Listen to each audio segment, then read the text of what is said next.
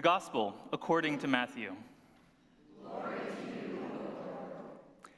As Jesus was walking along, he saw a man called Matthew sitting at the tax collection station, and he said to him, "Follow me." And he got up and followed him. And as he sat at dinner in the house, many tax collectors and sinners came and were sitting with Jesus and his disciples. When the Pharisees saw this, they said to his disciples, "Why does your teacher eat with tax collectors and sinners?" But when Jesus heard this, he said, "Those who are well have no need of a physician, but those who are sick. Go and learn what this means. I desire mercy, not sacrifice. For I have not come to call the righteous, but sinners." While he was saying these things to them, suddenly a leader came in and knelt before him, saying, "My daughter has just died, but come and lay your hand on her, and she will live." And Jesus got up and followed him with his disciples. Then, suddenly, a woman who had been suffering from a flow of blood for 12 years came up behind him and touched the fringe of his cloak. For she was saying to herself, "If I only touch his cloak, I will be made well." Jesus turned, and seeing her, he said, "Take heart, daughter, your faith has made you well." And the woman was made well from that moment. When Jesus came to the leader's house and saw the flute players and the crowd making a commotion, he said, "Go away, for the girl is not dead but sleeping." And they laughed at him. But when the crowd had been put outside, he went in and took her by the hand, and the girl got up. And the report of this spread throughout all of that district. The word of the Lord. Praise to you, O Christ. You may be seated.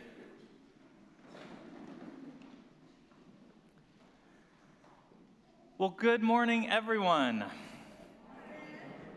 As you can tell by all the lovely green, we are entering into the season after Pentecost. You may or may not be aware that this liturgical season goes on for a very, very long time. It's a season without any high holy days to guide us. Until Advent, late in the year, we're left with a simple but vital task: to discern what it means to live in a post-Pentecost world. Jesus has gone. The Spirit has come. Now what? What does it mean to follow the Spirit in our time and day? The answers feel increasingly difficult to come by, given the state of our world. For many, there's a palpable sense of unease.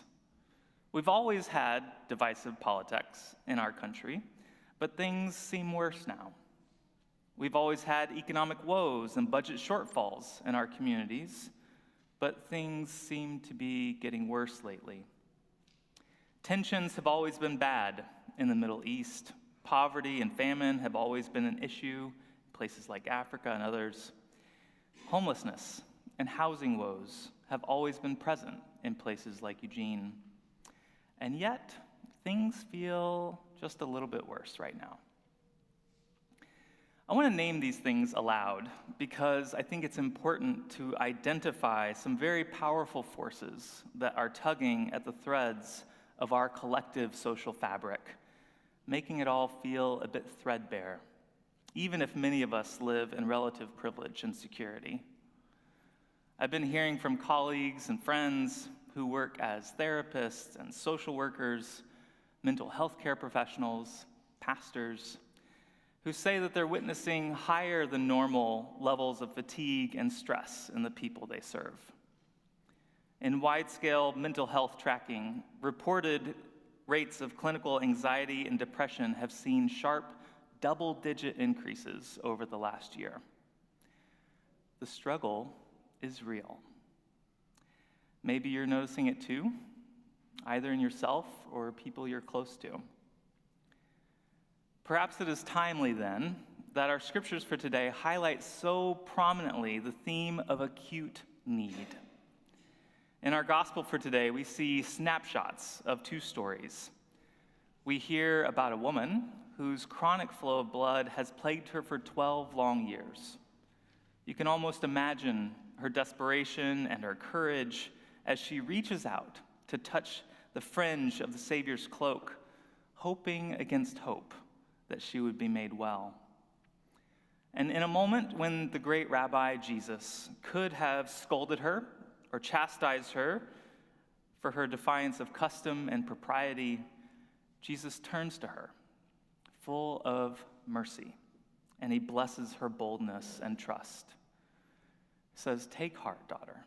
Your faith, your trust has made you whole, has made you well."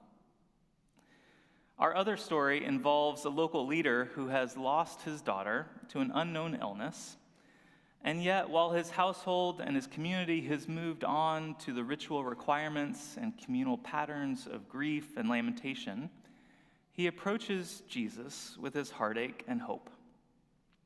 And so Jesus comes to his house, and he takes this dead girl by the hand, embraces the ritual defilement that occurred for observant Jews when they touched a corpse, and he raised her up.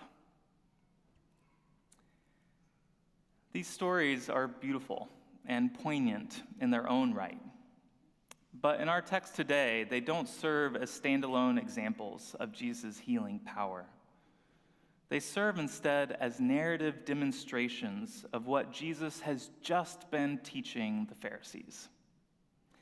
After calling Matthew, Jesus had a debate with the Pharisees about spiritual propriety and the purposes of God. This topic of debate has always been important for people of faith. Namely, what does God require of us? Does God require religious propriety and proper performance of virtue? Or does God require mercy? For Jesus, the answer is clear. Jesus' challenge to the Pharisees is simple but devastating. "Go and learn what this means," he says.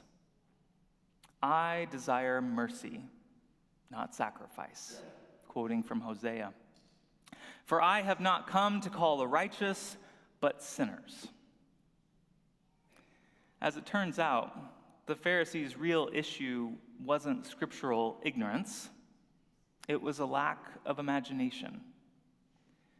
Biblical commentators point out that Jesus' command to go and learn is kind of a dare.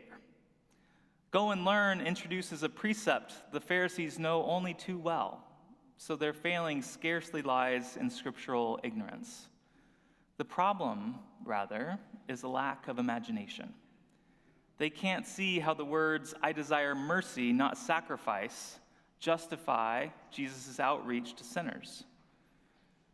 And yet, persuaded that all is not what it seems to be, Jesus invites his opponents to use their imaginations, to push beyond conventional interpretations, trying to encourage their minds to construe the old in an inventive fashion. Thus, what we have in the first gospel is an anticipation of a very profound notion. Sin is a consequence of not exercising the imagination. In our passage, we see Jesus practicing restorative mercy in imaginative ways. And while it seems simple, his act of eating with the morally questionable was one of the most profound statements about the nature and character of God ever made. In sharing bread and drink, Jesus was dissolving boundaries and barriers to life-giving relationship that cultural and religious and moral propriety had set up. He was declaring that loving presence is itself a form of grace, a means by which God's healing can have its way. By affirming the bleeding woman's surreptitious touching of his robe as an act of faith, he dismantled gender taboos and blessed her trust in God. By going to a wake and touching a corpse, Jesus risked ritual impurity for the sake of a father's hope and new life for a little girl. His action declared that death itself is no final barrier for God's divine mercy. So these simple yet radical actions of Jesus have much to teach us, I think, as we discern what it means to answer the call to discipleship in this long, long season after Pentecost.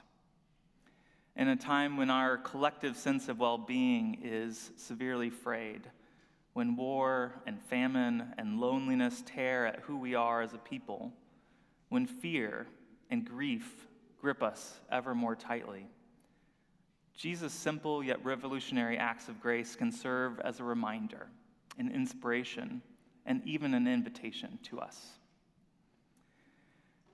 I think the genius of Jesus' actions here is that they conveyed God's mercy in a very simple way to people in need.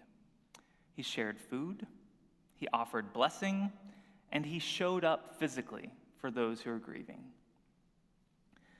Now, we may not have the charisma that it would take to draw people of all kinds to our table, like Jesus did. We may not inspire the kind of trust in God that heals chronic ailments at a touch. We may not be able to awaken the dead with a touch. But we all have the capacity to eat with people who are different than we are. We all have the capacity to offer a word of kindness and blessing. We all have the capacity to show up when people are grieving. We all have the capacity to go and learn the meaning of Hosea 6:6. I desire mercy, not sacrifice. So who knows how we might be called to embody the ways of restorative mercy.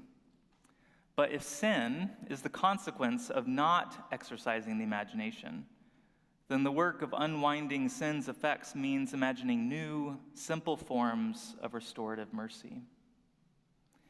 When I think of faithful imagination and restorative mercy, I think of things like the Forgiveness Project. Maybe some of you know about this. This is an organization that brings together people who, by all accounts, should be mortal enemies. Perpetrators of violent crimes, on the one hand, and the families of their victims, on the other. Or people from opposite ends of our fractured political divide. Conventional wisdom says that you want to keep people like that walled off from each other.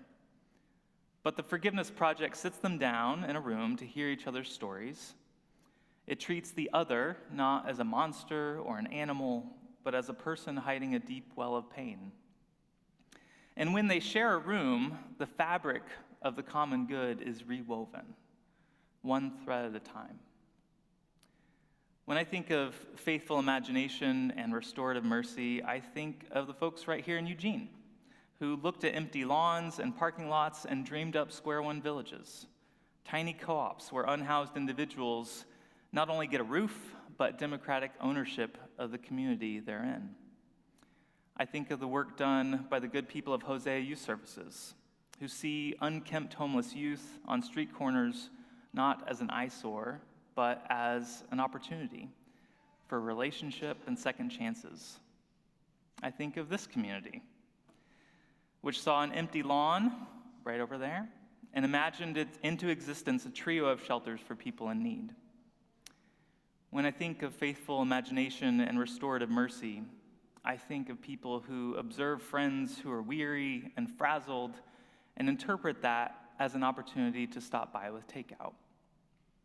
I think of those whose generosity and hospitality turns ordinary kitchen tables into magical oases of renewal.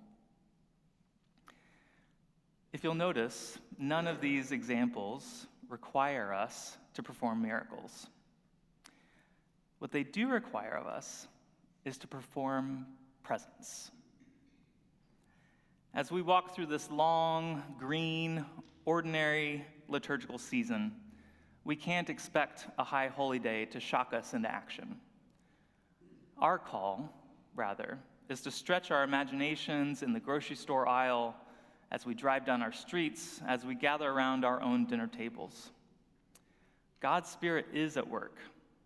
And the work of imagination is to go and learn what this means. God desires mercy, not sacrifice.